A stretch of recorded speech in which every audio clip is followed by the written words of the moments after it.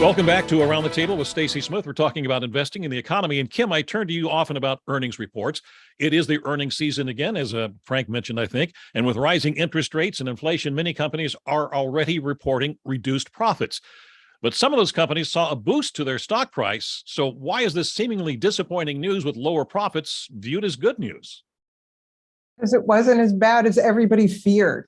I mean, the crazy thing is, people get these ideas that things are really bad, and they some of the analysts will and these are analysts that don't work for a brokerage house, that don't publish their estimates, so that doesn't get factored into the public computation of the analysts that are looking at companies.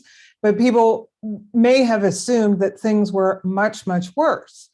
The other thing is, the numbers themselves are interesting about what happened in the last quarter. What most people are looking for, I mean, we'll all look at that, no doubt.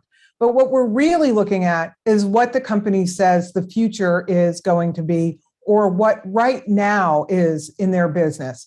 And those two bits of information get more heavily weighted and probably drive the price much better and in the right direction for the future, because that's what we're all trying to figure out. What is the future going to be?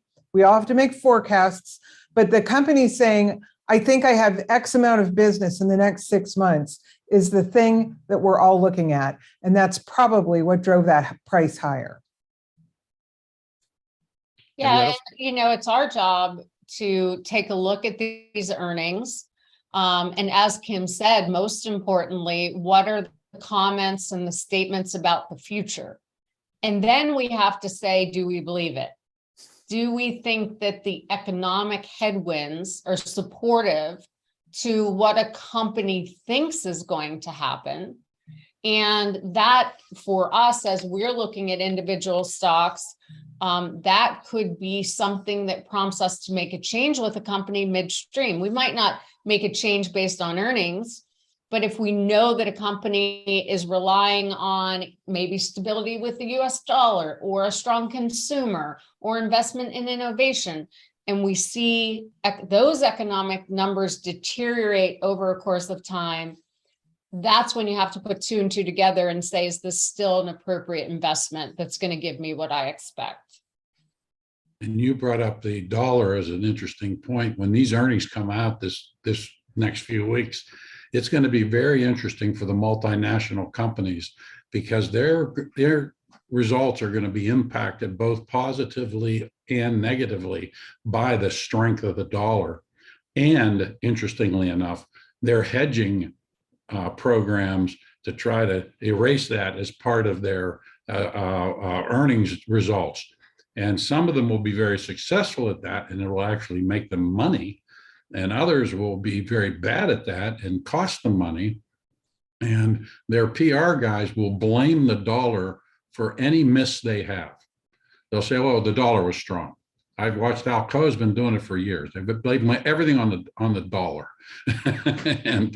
and it's almost comical. And the reason is their earnings over the years tend to go up, but not dramatically. I mean, they're in the aluminum business. We're not talking about anything that's radically changing, and so that's what you need to look at. And you need to ask yourself an overriding question before you ever make an investment. Do you believe that the world economy over time will grow? If you believe that, you can feel comfortable that over time you will make money on your investments. And as Kim said, quit watching television. And let's get our noses out of the negative news and think about what's quietly happening in the background here. Look at what's happening in the energy field. Who would have thought the transition in energy, the transition in transportation? How many commercials do you see for electric vehicles?